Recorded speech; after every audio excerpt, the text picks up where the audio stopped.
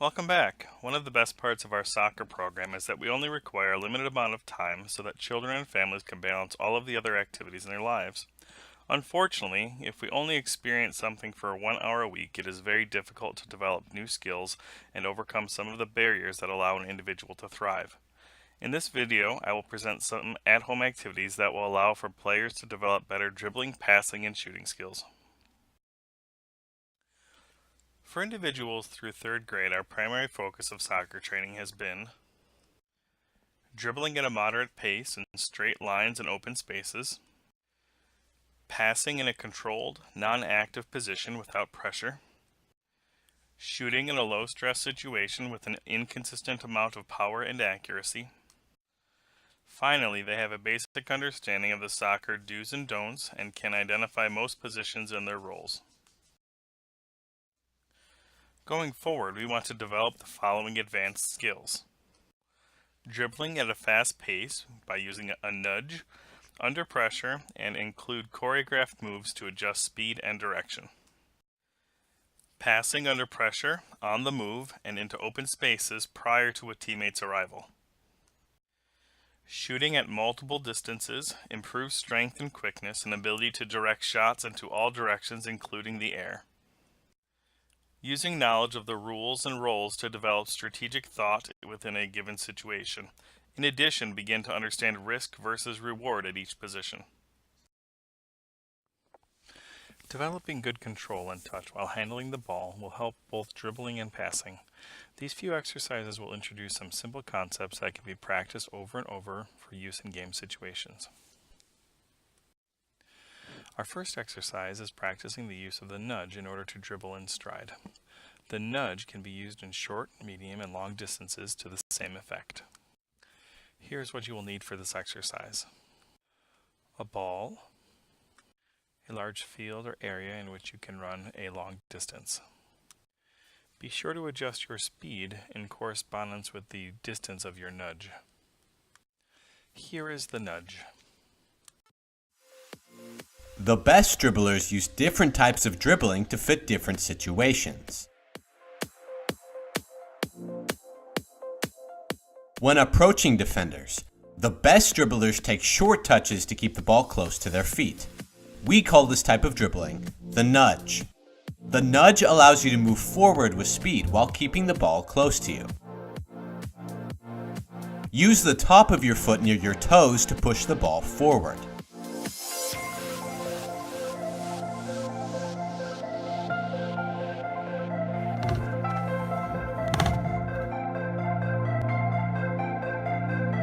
Keeping the ball within 1 to 2 feet with each touch makes it difficult for defenders to steal the ball, allowing you to dribble through defenses more easily.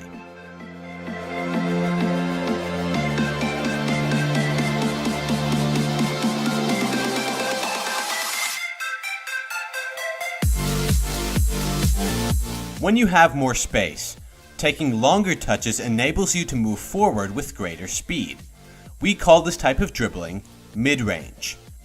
With mid-range dribbling, your touches keep the ball within 3 to 5 feet as you move forward.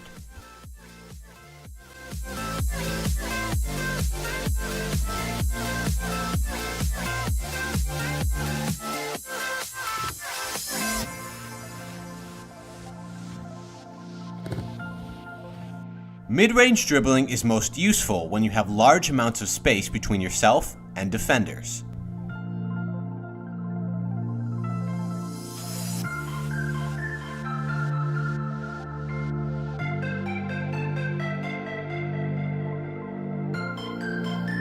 When there's lots of space behind the defense, a long touch can help you accelerate away from opponents and potentially create a goal-scoring opportunity.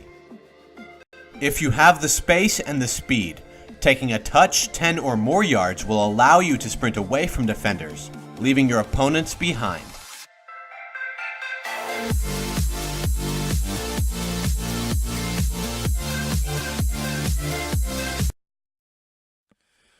One-on-one offensive play not only requires skills to perform moves, it also requires an understanding of what is happening on the field around you. Please watch the following video in order to better understand what you need to do to strategize on the field.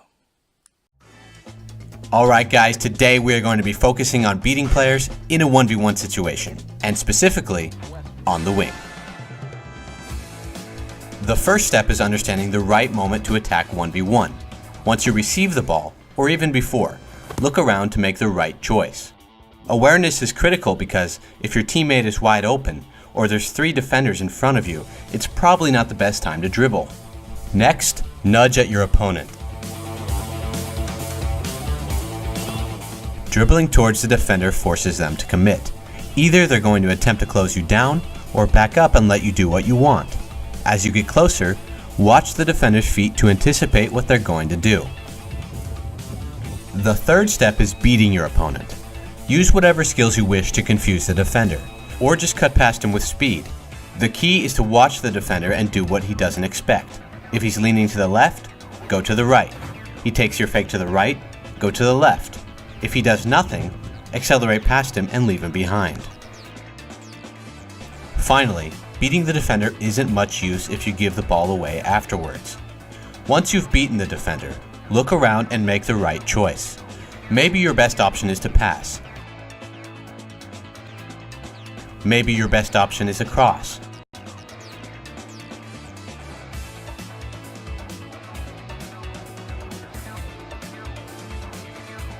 Or maybe you cut into the middle and score yourself.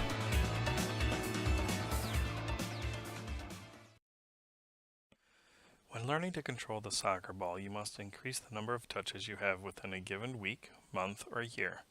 There are skills that can only be learned through experience. As these skills are learned, they can be added together and implemented in games. In this exercise, we look to add 1,000 touches into your regular practice. Here's what you will need: a ball, a small patch of grass, 10 to 30 minutes to make it through the cycle of moves. Don't worry if you can't complete them all.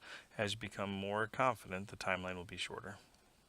Be sure to review this video several times and start slowly until you feel confident to make it through all of the moves. 50 stationary pendulums. So guys, that's inside. Let's do it. We're standing where we are. Go ahead. Again, as you can see, they're using the inside of their feet. They're using the biggest surface of their foot. Their heels are down, their toes are up, and they're staying in this place, just essentially batting the ball back and forth between their feet. We're going to do this for 50 touches. After we've done 50 stationary, we're going to do the same thing but moving with the ball. So 50 pendulums but moving in the small space around you. You don't need a lot of space, so let's go. Let's see it, guys. Again, same technique. We're just moving with it, so it's a little more realistic. But inside the foot, the same part of the foot as well. Good balance. We're looking in front of us, we see the ball. The next one we're going to do is another very simple one. We're going to do toe touches, 100 toe touches stationary. So where you are, toe touches. Let's see it. Again, the soles of their feet. We're again just both feet alternating.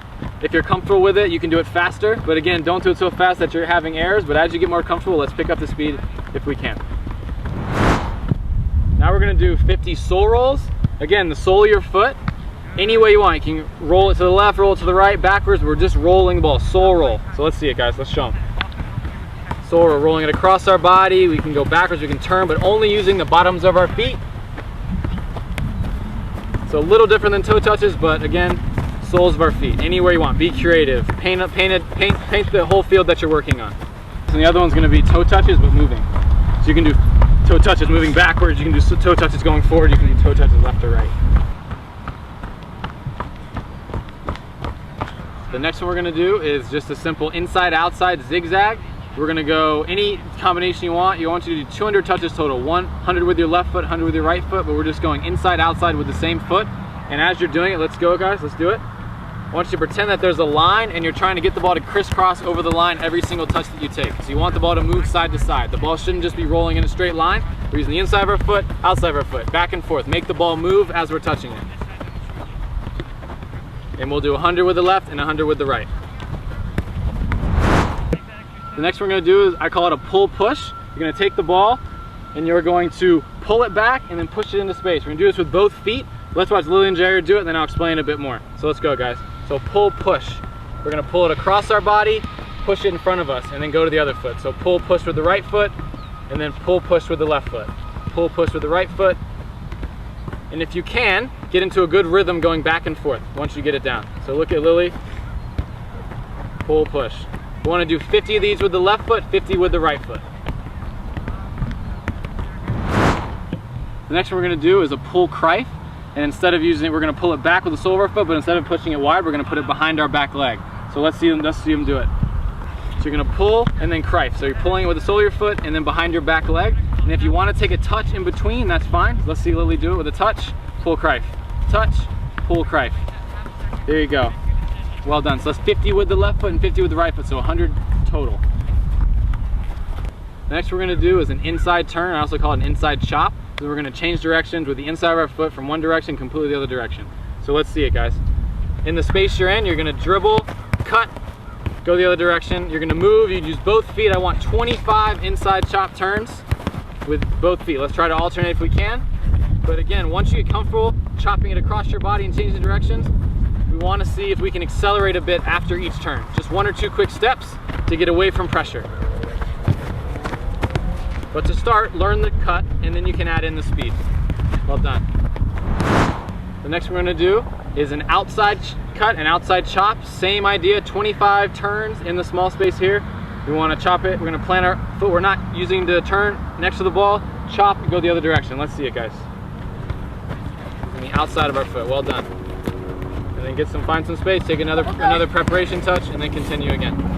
Chop. Well done. Really over-exaggerate that chop. And again, once you've got the turn down, can we accelerate after the turn? The next we're going to do is a Kreif turn. With this one, you're going to plant your foot next to the ball, and you're going to use the inside of your foot and turn and go the other direction. We'll watch them do it real quick. So we're going to dribble at speed, Kreif turn, accelerate away. So again, plant your foot you're not using next to the ball, use the inside of your foot, you're going to turn, Kreif, go the other way. Good job, guys. The last turning one we're going to do is going to be a sole turn. Very basic. We're going to use the sole of our foot, put it behind us, go the other way. 180 degree turn, sole turn. We're going to do 25 of these, alternate your left and your right foot. Let's see it, guys. And turn. Just right behind your leg, simple turn, and then get out of the space you're in. Turn. There you go. Well done, Jair. Good job.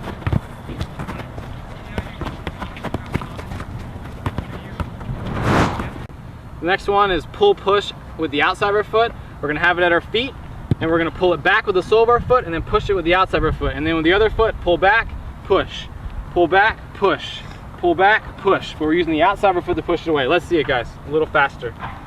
Pull, outside push. Pull, outside push. Pull, outside push. Well done. As you can see, they get into a good rhythm, and you're alternating your feet. Get 100 touches, or you can do 50, take a break, do another 50. Next, what we're going to do, similar to the pull push with the outside of our foot, it's going to be a pull push with the inside of our foot, and we're going to pull it back towards us, and then pass it almost in front of us, and then grab it with the other foot and bring it back. So sole the foot to bring it back, push the inside of the foot, and as you can see, once you get a little bit of rhythm, you can hop with it. We want to do 100 touches total.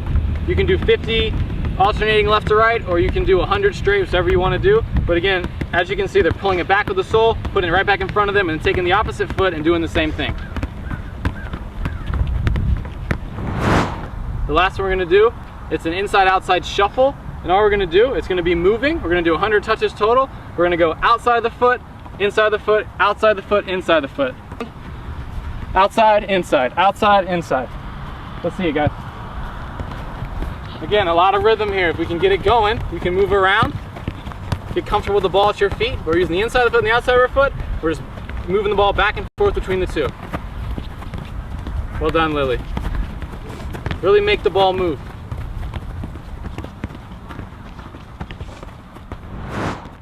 So that's it. Depending on the role you are playing and your position on the field, your ability to pass may be more important than your ability to score. Deciding whether to pass on first contact, or what we call one touch, versus passing on second contact, or what we call two touch, can be the difference between a quality pass or an interception by the defense. In this exercise, we will focus on two-touch passing. Here's what you will need: a ball, a partner or a wall to pass the ball off of, two cones or objects that can create a gate for guidance, The goal of this exercise is to imagine your first touch is a tap into an open space and the second touch is a pass to your teammate. Practice slowly until you have the footwork down, then you can speed it up. One final note, in game situations your first touch can also provide space for you to dribble forward or create another move against a defender.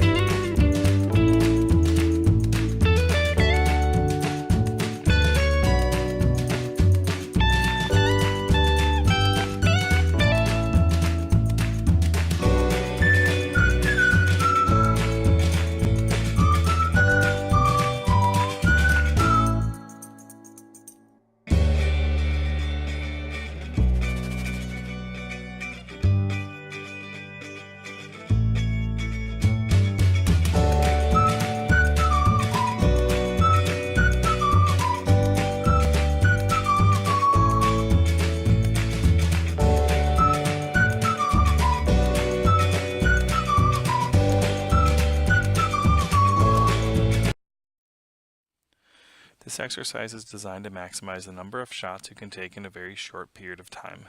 This is very similar to the two-touch passing exercise, but is designed for shooting.